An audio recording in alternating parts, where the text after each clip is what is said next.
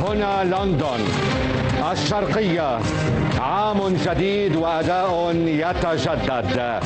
على بركة الله تدشن مجموعة قنوات الشرقية التوسعة الأكبر لاستديو الأخبار والبرامج الأكثر تقدما في لندن بعد أشهر من التخطيط والعمل والتنفيذ لإطلاق هوية بصرية جديدة.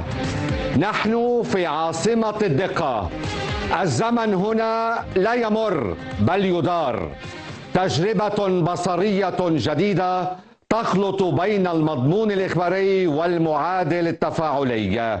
إنها الشرقية، منبع الخبر الذي لا يحتاج إلى تأويل أو اجتهادات.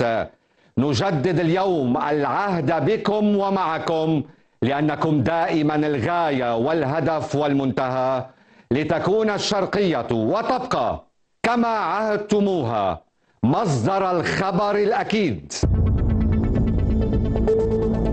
انطلاقة جديدة بتصميم بانورامي وأحدث تقنيات البث وشاشات العرض العملاقة.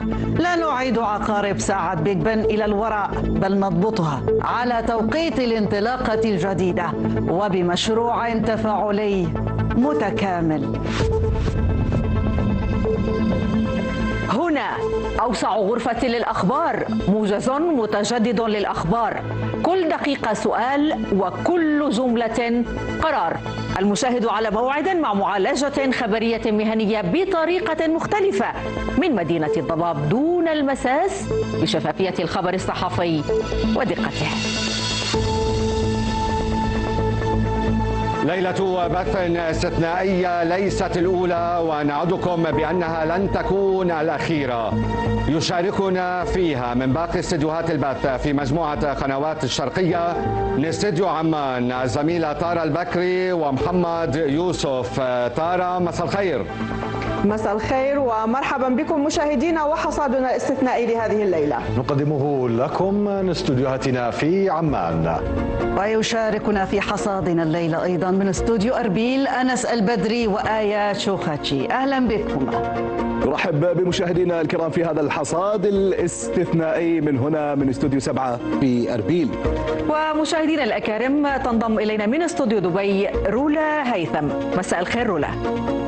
أهلا بكم مشاهدينا، وأهلا بكم زملائي انضم إليكم اليوم في حصاد الشرقية نيوز لتقديم باقة من الأخبار المنوعة من استديوهات الشرقية في دبي.